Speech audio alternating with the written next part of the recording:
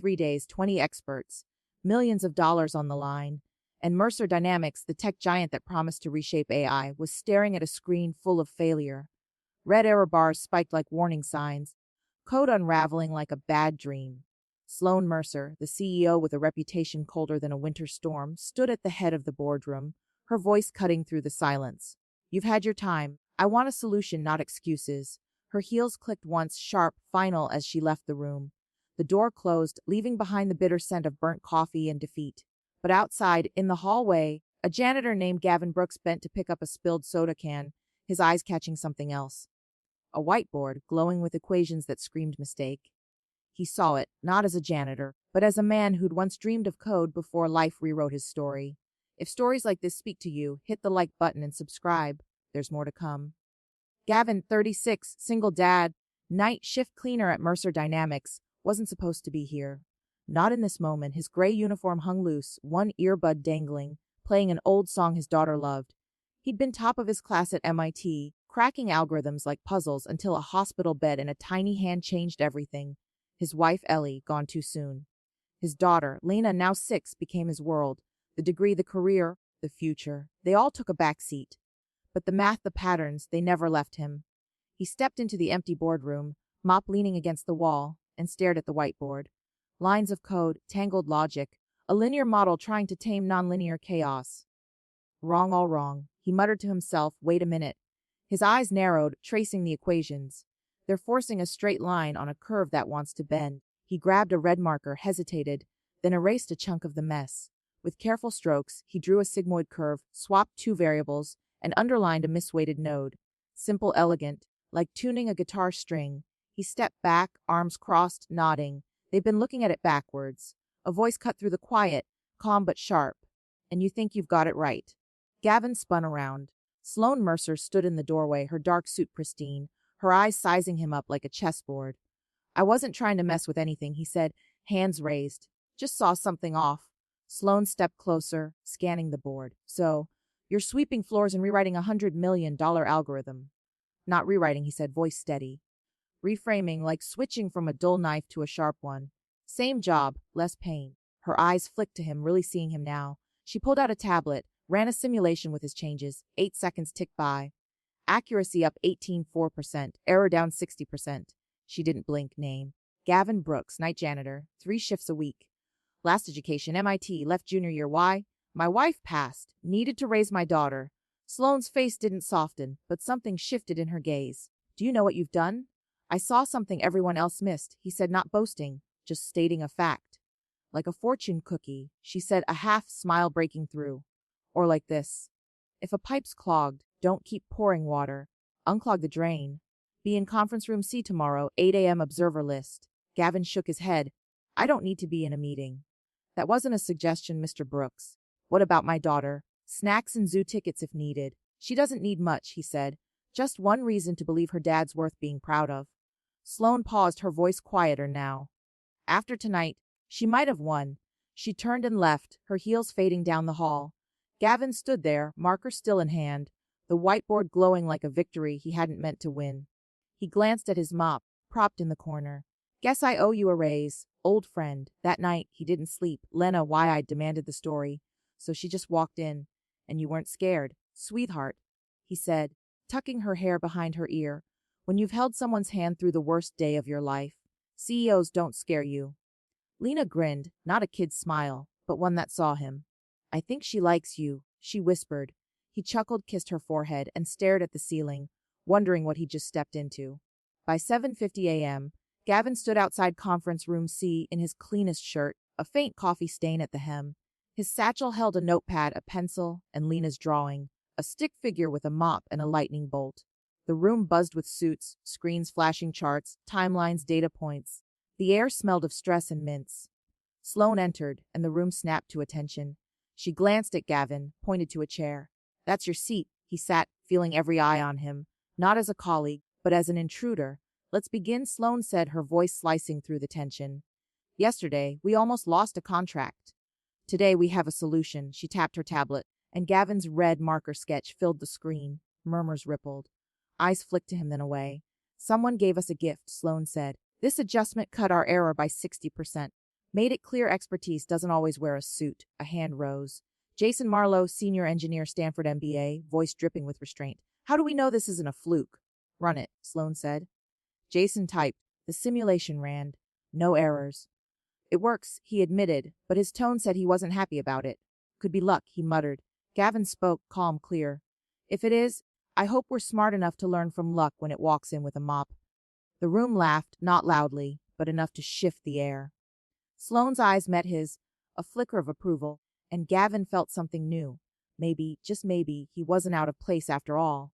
The conference room at Mercer Dynamics felt like a battlefield. Only the weapons were laptops and egos. Gavin Brooks sat at the edge of the long glass table, his cleanest shirt doing little to hide the coffee stain at the hem.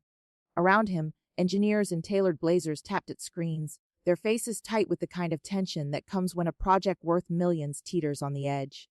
The air smelled of expensive cologne and the faint tang of overheated electronics. Gavin's notepad lay open. Lena's drawing of a stick, figure janitor with a lightning bolt tucked inside. He didn't belong here, and every glance from the room reminded him of it. But Sloan Mercer's voice, sharp as ever, cut through the noise. Let's not waste time. We have a solution. Now we need to understand it. She tapped her tablet, and Gavin's red marker sketch filled the wall screen again. A sigmoid curve, two swapped variables, a misweighted node circled in haste. The room stirred, a mix of grudging respect and barely veiled skepticism. Jason Marlowe, the senior engineer with a Stanford pedigree, leaned forward, his tie too tight, his smile too thin. So we're betting the company's future on a janitor's doodle. A few chuckles, more nervous than cruel. Gavin didn't flinch. He'd faced worse than boardroom jabs, hospital bills, sleepless nights, a 6-year-old's questions about why mommy wasn't coming home. This was just noise. Sloane's eyes flicked to him, steady, expectant. Explain it, Mr. Brooks. Gavin cleared his throat, his voice calm, like he was talking to Lena about a broken toy. Think of your AI like a kid learning to ride a bike. You don't yell at them to pedal faster when they're wobbling. You adjust the handlebars, give them balance. That's what this does. It stabilizes the model's learning curve so it doesn't crash. The room went quiet. An engineer in the back, a woman with sharp glasses, nodded slowly. That makes sense, she said, almost surprised. Jason crossed his arms. It's a metaphor, not a proof. Run it again, then. Shlomi didn't hesitate. Do it. Jason typed, his fingers sharp on the keys. The simulation ran, green bars climbing higher, error rates dropping like stones. No overfitting, no lag. It held. Jason's jaw tightened, but he said nothing. Another engineer, younger, raised a hand. How'd you know to swap the variables? You don't have access to our data sets. Gavin shrugged, his voice still steady. I didn't need the data. I saw the pattern. It's like knowing a pipe's leaking because the floor's wet. You don't need to see the pipe to know it's broken. A few more nods, a few less smirks. The room was shifting, not fully, but enough to feel it. Sloan stepped forward, her presence like a cold wind settling the dust. This isn't about titles or access, it's about results. And right now, Mr. Brooks has delivered what 20 of you couldn't. She didn't raise her voice, didn't need to. The weight of her words landed, and the engineers sat straighter, their eyes flicking between her and Gavin. He felt the stares not as judgment now, but as curiosity, maybe even respect. He didn't want it, not really. He wanted to finish his shift, pick up Lena, make her laugh over a bedtime story. But here he was, and he wasn't backing down. After the meeting, the room emptied, suits filing out like soldiers after a briefing. Gavin stayed, gathering his notepad, feeling the weight of what he'd just done. Sloan lingered by the door, watching him. You didn't need to prove anything to them, she said, her tone softer, less like a CEO. But you did. Gavin looked up, meeting her gaze. I wasn't trying to prove anything. I was just trying to explain it the way I'd explain it to my kid. Simple. Clear. That's why it worked, she said, a flicker of something warm in her eyes. You don't talk like them. You think like someone who's had to fix things without a manual.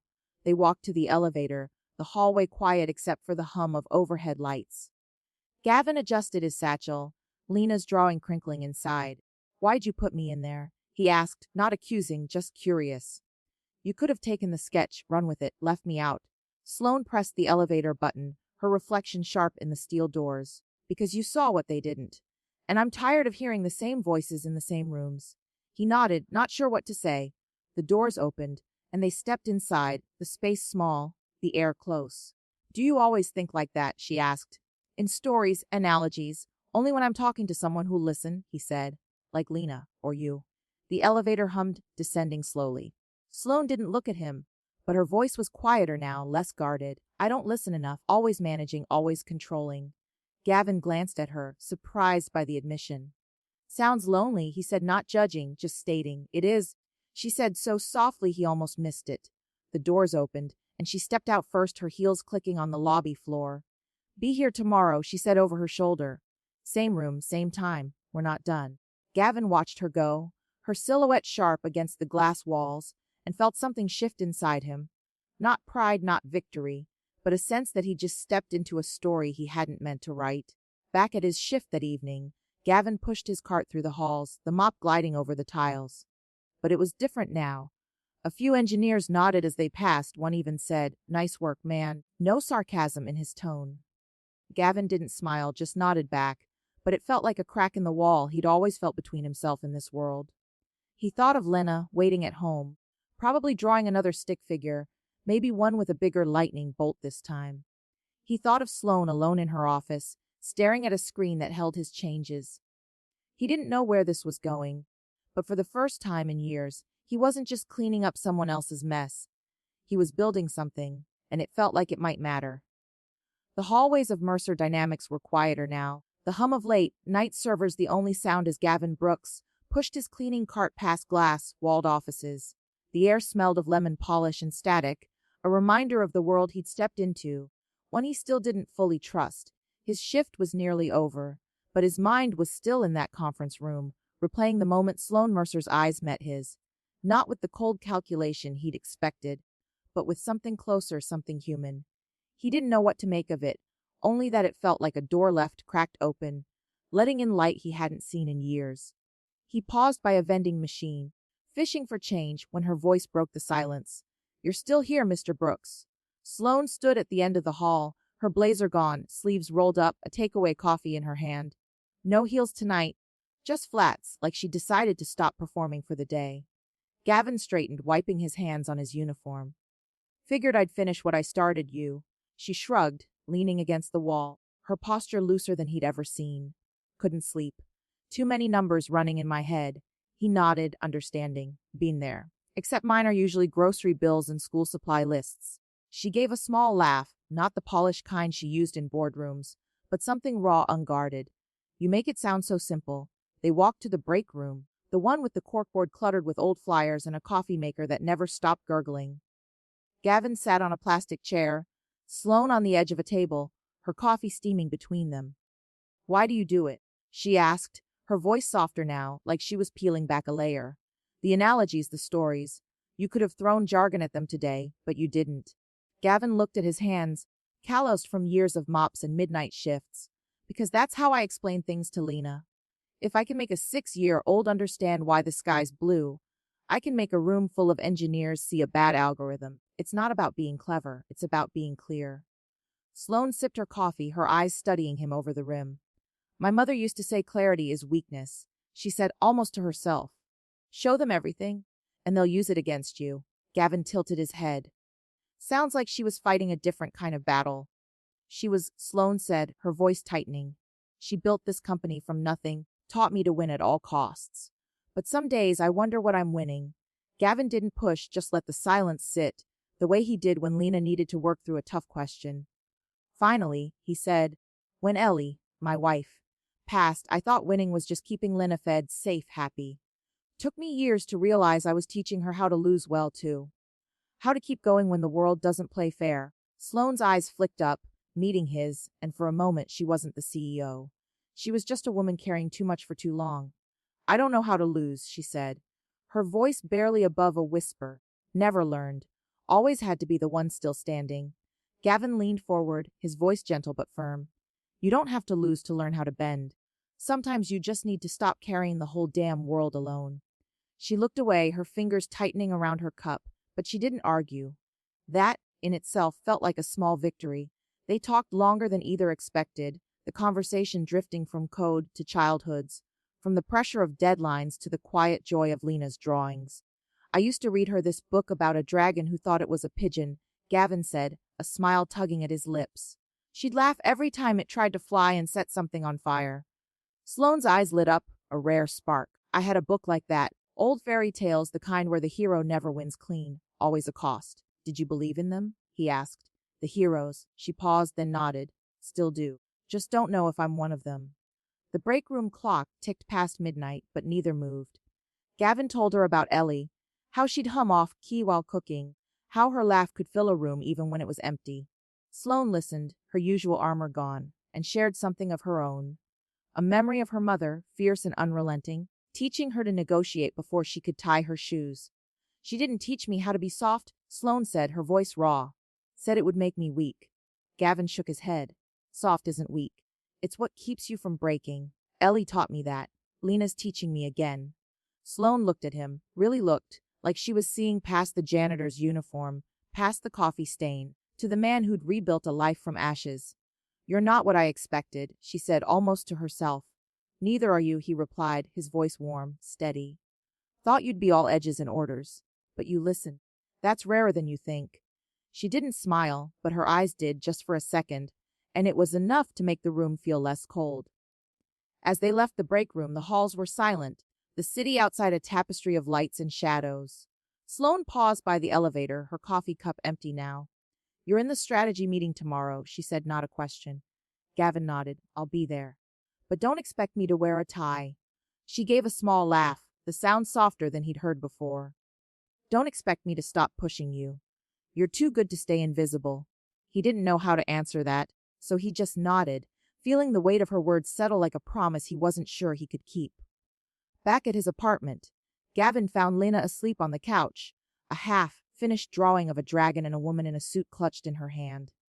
He tucked a blanket around her, his heart full but heavy. Sloane's words echoed in his mind not as a challenge, but as a mirror, showing him a version of himself he'd almost forgotten. He wasn't just a janitor, not just a dad. He was someone who could still change things, still build something, still matter. The city hummed outside, and for the first time in years, Gavin felt like he was part of its rhythm, not just cleaning up its messes. He didn't know where this was going, but he knew he wasn't walking away, not from Sloan, not from Lena, not from the man he was starting to become again. The air in Mercer Dynamics' strategy room was thick with tension, like a storm waiting to break. Gavin Brooks sat at the edge of the glass table, his notepad open, Lena's drawing of a dragon and a lightning bolt tucked inside. The room buzzed with engineers, their screens glowing with charts and code, but their eyes kept flicking to him, not with curiosity now, but with something sharper, resentment. The whiteboard from that first night was gone, replaced by a sleek LED display. But Gavin's changes were everywhere, embedded in the models, running smoother than ever. Yet, the room didn't feel like a victory. It felt like a battlefield, and he was the outsider who'd wandered into the crossfire. Sloan Mercer stood at the head of the table, her presence commanding silence without a word. We're ahead of schedule, she said, her voice cutting through the hum of laptops. The neural lag issue is resolved, thanks to Mr. Brooks' framework. Now we push forward, scale the model, prep for the investor summit. Her eyes swept the room, landing briefly on Gavin, a flicker of encouragement before moving on. But Jason Marlowe, the senior engineer with the Stanford MBA, leaned back in his chair, arms crossed, his smile more like a blade than a greeting. With respect, he said, voice dripping with anything but, are we sure we're ready to scale? This framework hasn't been tested at volume. We're risking instability. Gavin felt the room's attention shift, a dozen pairs of eyes waiting for him to falter. He didn't. The math checks out, he said, calm, like he was explaining a board game to Lena. You ran the simulations yourself. No errors, no drift. It's stable. Jason's jaw tightened. Simulations aren't real-world conditions. We don't know how to hold under pressure. And no offense, you're not exactly trained for this. A few nods from the team, hesitant but growing bolder. Gavin leaned forward, his voice steady. I'm trained in fixing things that break. Your model was breaking. I saw the crack, patched it. If you're worried about scale, test it. Don't just sit here guessing. The room stilled. Sloane's lips twitched, not quite a smile, but close. Run the stress test, she said to Jason now. Jason typed, his fingers sharp on the keys, the screen flashing as the model ran under maximum load. Green bars held steady, no crashes, no lag. It worked. Again. Jason didn't look at Gavin, just muttered. Could still be a fluke. Sloane's voice was ice. Then keep testing until you're sure it's not. but don't waste my time with hypotheticals when we have results. The meeting moved on, but the tension lingered, a quiet rebellion brewing in stolen glances and tight-lipped silences. Afterward, Gavin stayed behind, reviewing notes when Arthur, the CTO, pulled up a chair. His gruff voice carried the weight of someone who'd seen too many corporate wars. "You're rattling cages, Brooks," he said, not unkindly. "Didn't mean to," Gavin replied, closing his notepad. "Just doing what I was asked." Arthur chuckled, leaning back. "That's the problem. You're good, too good for some of them. They're not used to being outshined by a guy with a mop." Gavin looked up, tired but steady. "I'm not here to outshine anyone. I'm here to build something that works." Arthur nodded, his eyes sharp with respect. "Keep that. It's why Sloan's fighting for you, but watch your back. Not everyone likes a dark horse." Gavin nodded, feeling the weight of Arthur's warning. He thought of Lena, waiting at home, her latest drawing probably pinned to the fridge. A stick figure of him with a cape now, not just a lightning bolt. He didn't want a cape. He wanted to finish this job, go home, read her a story. But the hallway outside told a different tale. Engineers passed without their usual nods, their chatter stopping when he approached. Slack channels he'd been added to went quiet, messages rerouted to private threads. He wasn't invisible anymore, but he wasn't welcome either. The air felt colder, like he'd traded one kind of isolation for another. Later in the break room, Gavin poured a coffee, the machine gurgling like an old friend. Sloan found him there, her blazer off, her hair looser than usual. "Rough day," she said, not a question. "Seen worse," he replied, stirring sugar into his cup. "Just not used to being the guy people whisper about." She leaned against the counter, her eyes studying him. "They're scared," she said. "You're not what they expected, and that makes them question themselves." Gavin shrugged. "I'm just a guy who saw a bad equation." "You're more than that," she said, her voice firm. "You're the guy who saw what 20 experts missed. And you didn't need a corner office to do it." He looked at her, really looked, and saw something new. Not the CEO, but the woman who'd sat with him past midnight, sharing pieces of a life she rarely showed. "Why are you pushing for me?" he asked, not accusing, just needing to know. "Because you remind me what this company was supposed to be," she said. "Not a machine for profit, but a place where ideas win, no matter who carries them." He nodded, the words settling deep. "I don't know how to play their game," he said. "You don't have to," she replied. "Just keep being you. That's enough." They stood there, the break room quiet except for the hum of the vending machine. Gavin thought of Ellie, how she'd tell him to keep going, to trust the quiet strength he'd always had. He thought of Lena, her faith in him brighter than any spotlight. And he thought of Sloan, standing here, fighting for him when she didn't have to. "Thanks," he said, his voice softer now, "for seeing me." She didn't smile, but her eyes did just for a moment. "Don't thank me yet," she said. "The summit's in 2 days. They'll come for you harder there." He nodded, unfazed. "Let them. I've faced worse than a room full of suits." As she left, her flat soft on the tiles, Gavin felt the weight of what was coming. The investor summit wasn't just a presentation. It was a test, not of his math, but of his place in a world that didn't want him to fit. He didn't need to win their approval, but he needed to show Lena, and maybe himself, that he could stand tall without breaking. Back home, he found Lena asleep, a new drawing on the table. Him, Sloan, and a dragon, all holding hands. He tucked it into his satchel, a reminder of why he was here. The fight wasn't over, but for the first time, he felt ready. Not for the room, but for the man he was becoming, one step, one truth at a time. The Pacific Grand Auditorium buzzed with the weight of expectation, a sea of suits and whispered deals under glittering chandeliers. Gavin Brooks stood backstage, his palms damp, his clean but wrinkled button up shirt a stark contrast to the polished crowd beyond the curtain. Lena's lucky stone sat heavy in his pocket, a small anchor from a 6-year-old who'd told him, "You're a magician. Daddy, just don't trip." He peeked through the curtain, spotting Lena in the back row, her galaxy hoodie bright against the velvet seats, her legs swinging. Beside her, Sloan Mercer stood, arms crossed, her gaze steady, not cold but expectant, like she was holding her breath for him. The host's voice boomed. "Please welcome Gavin Brooks," Mercer Dynamics' unexpected voice. A murmur rippled. "Wait," the janitor, and Gavin stepped into the light. No slides, just a mic and a truth he wasn't sure he could carry. He adjusted the mic, the auditorium's silence pressing against him. "I was supposed to clean this room tonight," he said, his voice quiet but clear. 2 months ago, I was wiping smudges off whiteboards after hours. Smudges made by people solving billion-dollar problems. A few polite laughs broke the tension. He clicked a remote and a blank screen appeared behind him. That's how most people saw me, blank. Replaceable. He paused, letting the words settle.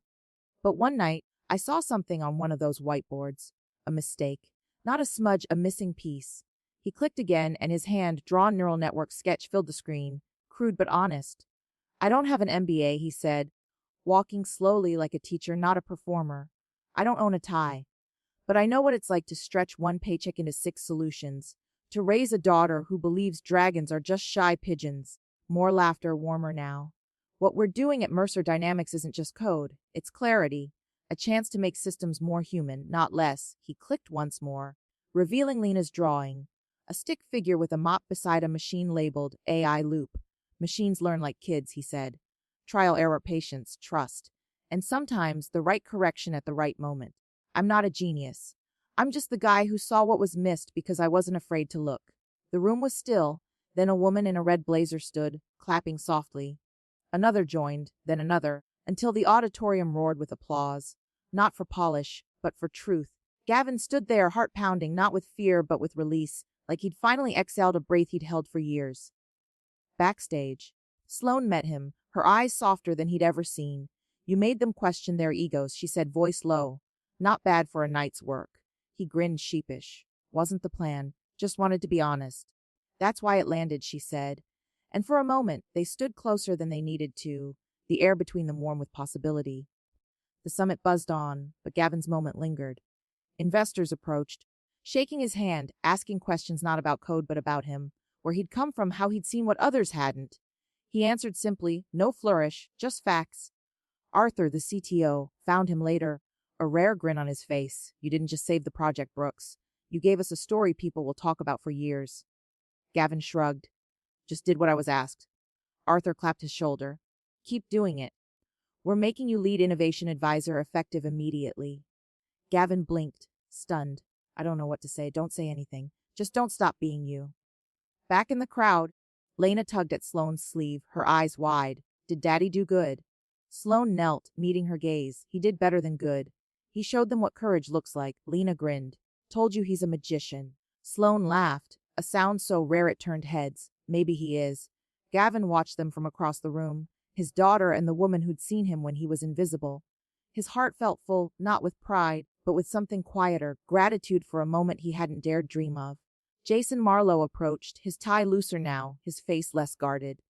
I owe you an apology, he said, voice tight but sincere. I didn't get it. Still don't fully. But that was real. Gavin nodded, no grudge in his eyes. You didn't have to get me. You just had to see the numbers. Jason gave a small smile, a crack in his armor. Fair enough.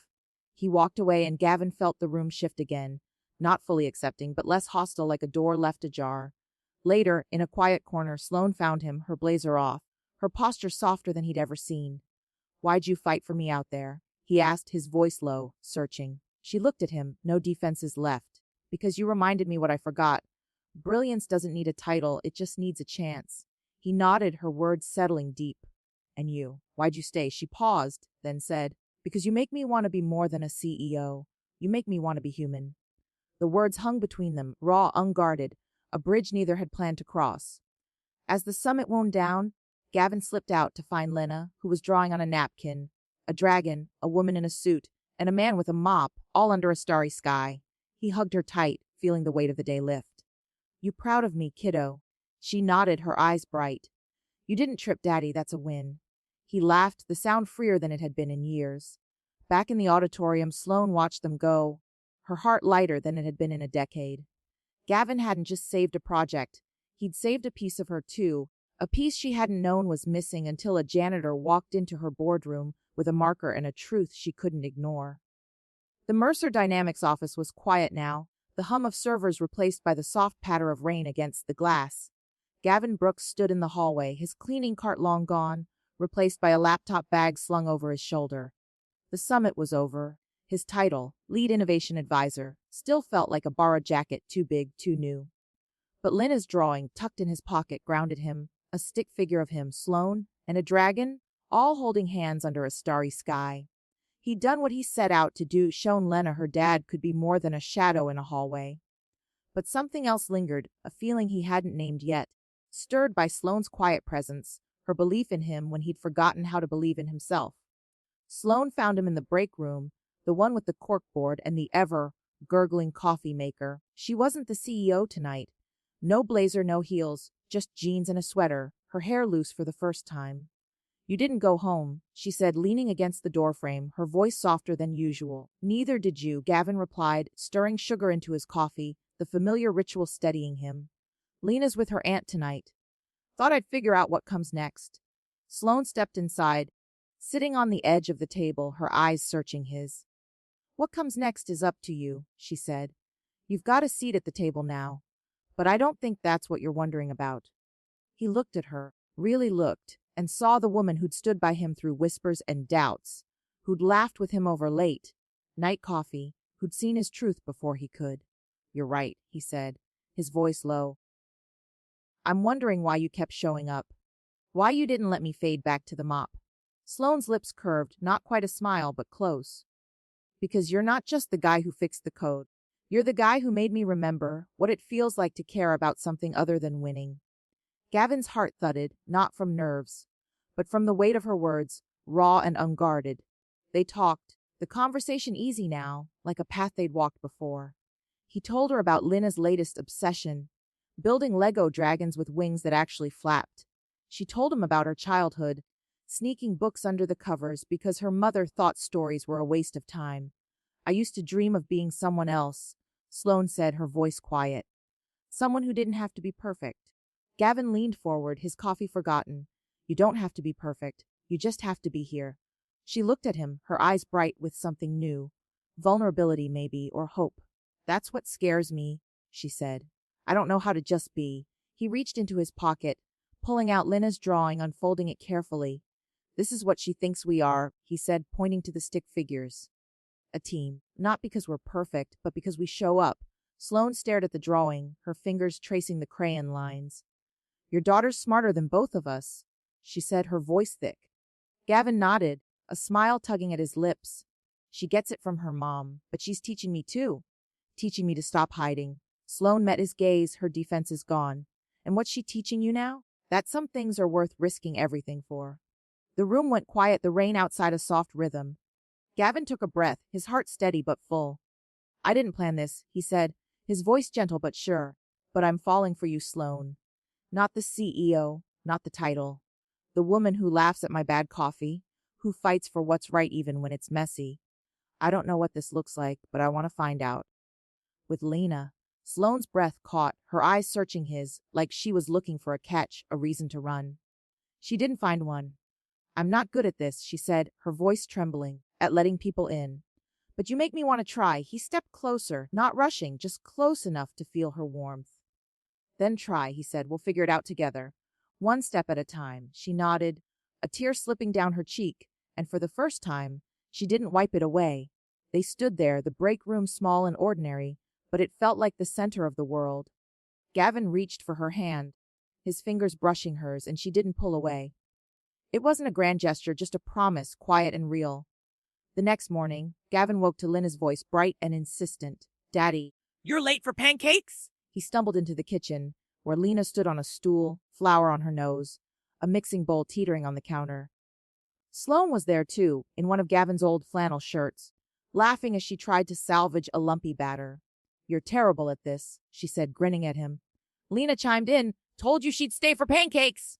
Gavin laughed, his heart lighter than it had been in years. He caught Sloane's eye, and she smiled, not the CEO's smile, but one that felt like home. Later at Lena's school, Gavin and Sloan stood outside, waiting for her to finish her art class. He pulled a small box from his pocket, simple, no frills, just a gold ring inside. "I don't have much," he said, his voice steady but soft. "But I have this, and I have Lena, and I want you to be part of us. Forever." Sloane's eyes widened, her breath catching. Lena ran out, spotting the ring, and gasped. "Is that for Miss Sloan? Say yes, please! Daddy can't cook alone!" They all laughed, tears mixing with joy, and Sloan nodded, sliding the ring on. "Yes, Gavin. Yes, 1,000 times." That evening, they sat on the fire escape, Lena curled between them, the city glowing below. "What do we tell people?" Sloan asked, her head on Gavin's shoulder. "The truth," he said. "A janitor fell in love with a CEO. A little girl made it happen." Lena grinned, half asleep. "And a dragon helped." Gavin kissed her forehead, then Sloane's, the world quiet except for their breathing. It wasn't a fairy tale, just three people choosing each other, building something real from broken pieces. The city lights blinked on, one by one, as Gavin, Sloan, and Lena sat on the fire escape, the night air cool and full of promise. Gavin's hand rested in Sloane's, Lena's head heavy against his side, her dragon drawing clutched tight. They hadn't planned this, any of it. A janitor's scribble on a whiteboard, a CO's leap of faith, a little girl's unshakable belief. Yet here they were, a family born not from grand gestures but from quiet truths, from showing up when it mattered most. Gavin had spent years cleaning up messes, thinking his story ended with loss. Sloan had built an empire, believing strength meant standing alone. Lena, with her crayons and her courage, showed them both that love was the bravest thing you could build. The skyline stretched before them, not a finish line, but a horizon, open and endless. They'd write this chapter together, not perfect but real, held together by the kind of hope that doesn't need permission to shine. And in that moment, under the stars, they were home.